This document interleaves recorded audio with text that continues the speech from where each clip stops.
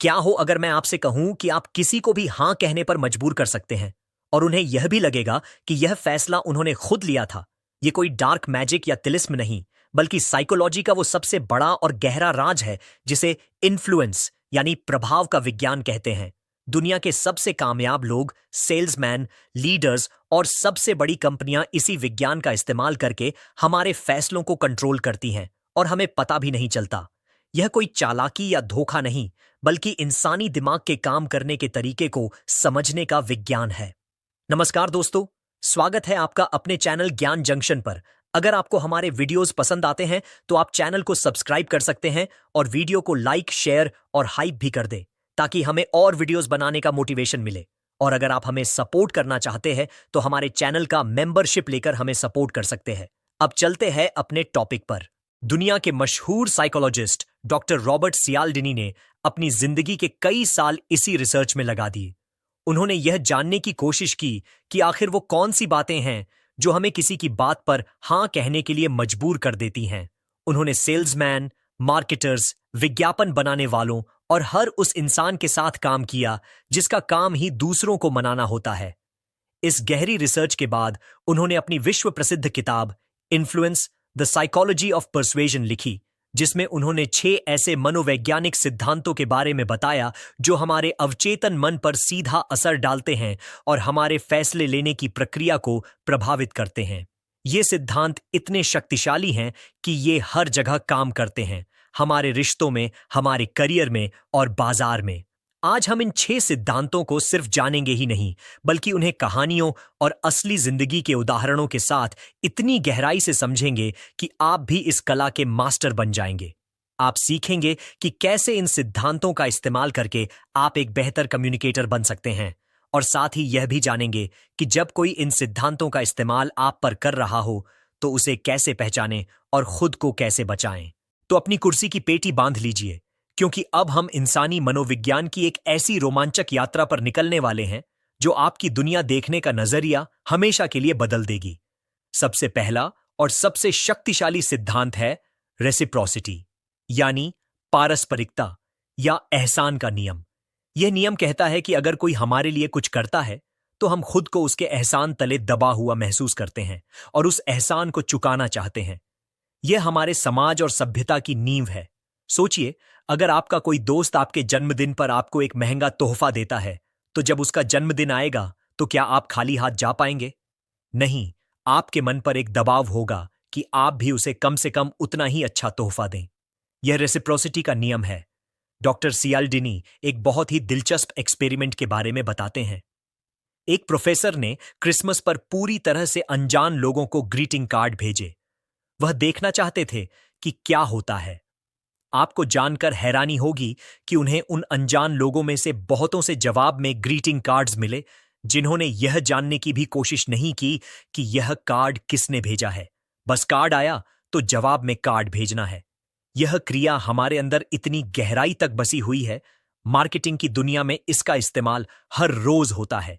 जब आप किसी सुपरमार्केट में जाते हैं और कोई आपको किसी नए बिस्कुट का फ्री सैंपल चखने के लिए देता है, तो क्या होता है?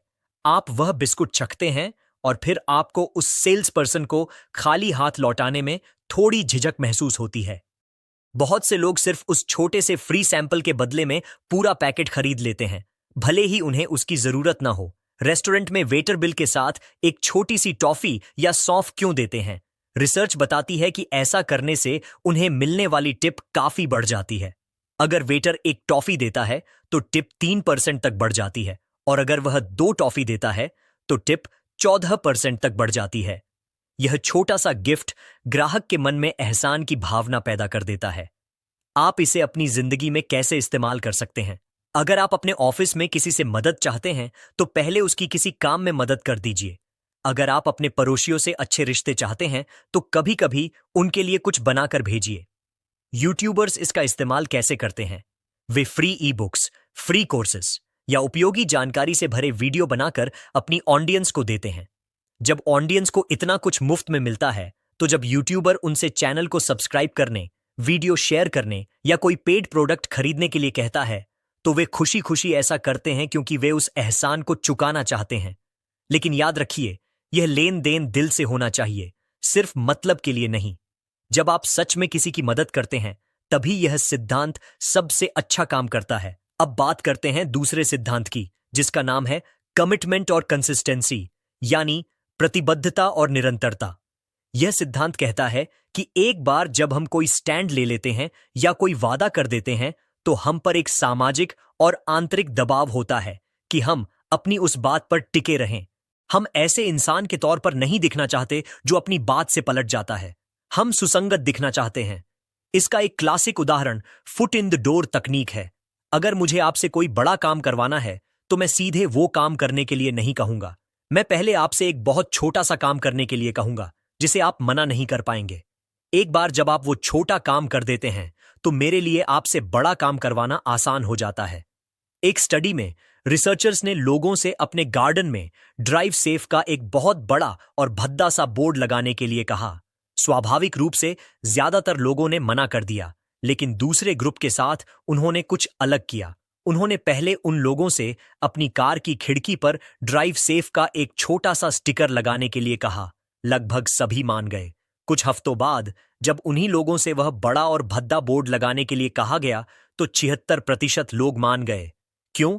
क्योंकि उन्होंने पहले ही छोटे स्टिकर के लिए हां कहकर सेफ ड्राइविंग के विचार के प्रति अपनी प्रतिबद्धता जता दी थी। अब उस बड़े बोर्ड के लिए मना करना उनकी अपनी ही पिछली प्रतिबद्धता के खिलाफ होता। कंपनियां इसका इस्तेमाल कैसे करती हैं? वे आपसे एक छोटा सा फॉर्म भरवाती हैं, एक फ्री ट्रायल के लिए साइन अप करवाती हैं या एक छोटे से सर्वे में हिस्सा लेने के लिए कहती हैं। एक बार जब आप यह छोटी सी हां कह देते हैं तो आप उनके बड़े ऑफर के लिए भी हां कहने की ज्यादा संभावना रखते हैं। जब आप किसी कार डीलरशिप पर जाते हैं तो सेल्समैन आपको तुरंत कार खरीदने के लिए नहीं कहता। वह कहता है, सर एक टेस्ट ड्राइव लेकर तो देखिए। टेस्ट ड्राइव एक छोटी सी प्रतिबद्धता है। जब आप ड्राइव ले लेते हैं तो आप मानसिक रूप से उस कार के मालिक होने की कल्पना करने लगते हैं और फिर उस कार को खरीदने का फैसला लेना आसान हो जाता है। एक यूट्यूबर के तौर पर आप अपने दर्शकों से वीडियो को लाइक करने या एक आसान से सवाल का जवाब कमेंट में देने के लिए कह सकते हैं। यह एक छोटी प्रतिबद्धता है। जो दर्शक यह करते हैं वे आपके चैनल के साथ ज्यादा जुड़ाव महसूस करते हैं और भविष्य में आपके चैनल को सब्सक्राइब करने या आपके मर्चेंडाइज खरीदने की ज्यादा संभावना रखते हैं। इस सिद्धांत का सार यह है कि छोटे छोटे हां एक बड़े हां का रास्ता बनाते हैं। हमारा तीसरा सिद्धांत है सोशल प्रूफ, यानी सामाजिक प्रमाण। यह शायद सबसे जाना पहचाना सिद्धांत है। यह कहता है कि जब हम दुविधा में होते हैं कि क्या करें तो हम यह देखने लगते हैं कि दूसरे लोग क्या कर रहे हैं। हम मानते हैं कि अगर ज्यादातर लोग कुछ कर रहे हैं तो वो सही ही होगा। यह एक मानसिक शॉर्टकट है जो हमें सोचने की मेहनत से बचाता है। क्या आपने कभी सड़क पर चलते हुए अचानक रुककर ऊपर आसमान में देखने वाले लोगों का झुंड देखा है? आपका पहला रिएक्शन क्या होता है? आप भी रुककर ऊपर देखने लगते हैं, यह जानने के लिए कि आखिर वहां ऐसा क्या है। यह सोशल प्रूफ है। टीवी पर कॉमेडी शो में हंसने की आवाज क्यों डाली जाती है? रिसर्च बताती है कि इसे सुनकर हम भी उस जोक पर ज्यादा हंसते हैं, भले ही वो इतना मजेदार ना हो। मार्केटिंग में इसका भरपूर इस्तेमाल होता है। अमेज़न पर कोई प्रोडक्ट खरीदने से पहले आप क्या देखते हैं? आप उसके रिव्यू और रेटिंग्स देखते हैं। अगर हजारों लोगों ने उसे 5 सितारा रेटिंग दी है तो आप मान लेते हैं कि प्रोडक्ट अच्छा होगा। रेस्टोरेंट अपने बाहर लिखते हैं, हमारे सबसे ज्यादा बिकने वाले व्यंजन। यह भी सोशल प्रूफ है। नाइट क्लब अपने बाहर जानबूझकर लंबी लाइन लगवाते हैं ताकि सड़क से गुजरने वालों को लगे कि अंदर जरूर कुछ खास चल रहा है। यूट्यूबर्स के लिए तो यह सिद्धांत सोना है। जब दर्शक देखते हैं कि आपके वीडियो पर लाखों व्यूज और हजारों लाइक्स हैं तो वे अपने आप मान लेते हैं कि आपका कंटेंट देखने लायक है। इसीलिए यूट्यूबर्स अपने सब्सक्राइबर्स की संख्या, व्यूज और पॉजिटिव कमेंट्स को हाईलाइट करते हैं। वे अपने वीडियो में कह सकते हैं, हमारे 10 लाख सब्सक्राइबर्स के परिवार में शामिल हों। यह एक शक्तिशाली सामाजिक प्रमाण है जो नए दर्शकों को आकर्षित करता है। जब आप किसी विषय पर वीडियो बनाते हैं तो आप यह बता सकते हैं कि 90% सफल लोग यह काम रोज करते हैं। यह आंकड़ा आपकी बात को वजन देता है। सोशल प्रूफ का मतलब है भीड़ की मानसिकता का फायदा उठाना। लोग वही करते हैं जो वे दूसरों को करते हुए देखते हैं। अब आते हैं चौथे सिद्धांत पर, लाइकिंग यानी पसंद का नियम। यह बहुत सीधा और सरल है। हम उन लोगों की बात आसानी से मान लेते हैं जिन्हें हम पसंद करते हैं, लेकिन सवाल यह है कि हम किन लोगों को पसंद करते हैं। साइकोलॉजी के अनुसार हम मुख्य रूप से 3 तरह के लोगों को पसंद करते हैं। पहला, जो शारीरिक रूप से आकर्षक होते हैं। रिसर्च में पाया गया है कि आकर्षक लोगों को ज्यादा ईमानदार, प्रतिभाशाली और बुद्धिमान माना जाता है। इसे हेलो इफेक्ट कहते हैं।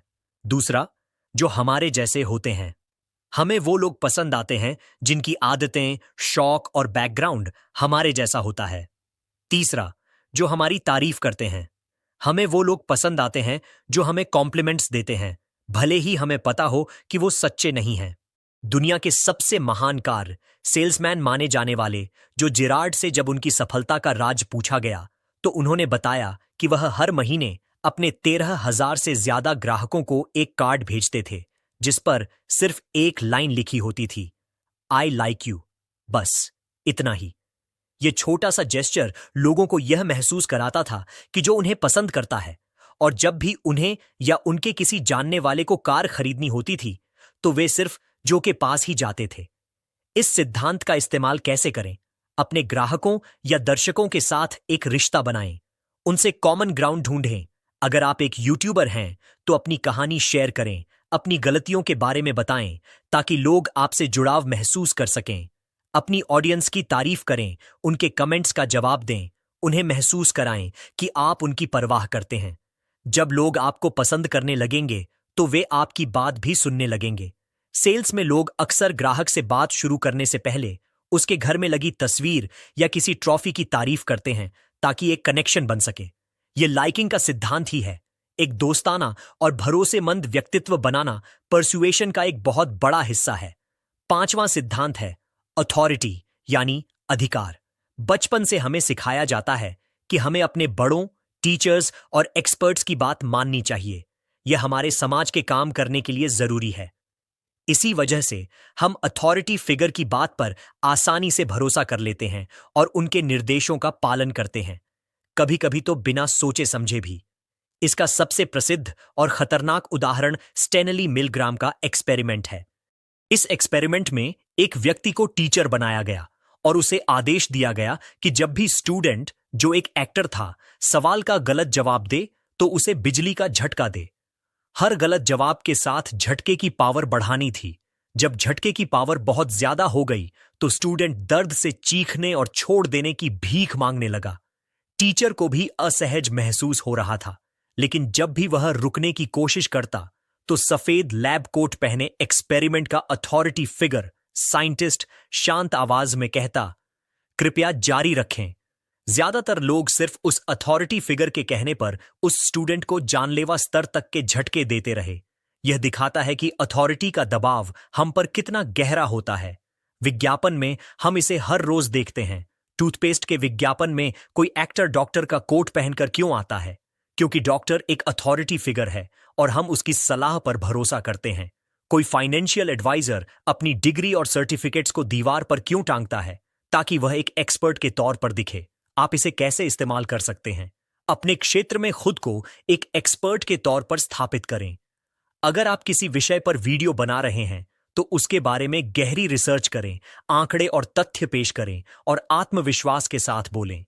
अपनी उपलब्धियों, अपने अनुभव और अपनी जानकारी को लोगों के साथ साझा करें।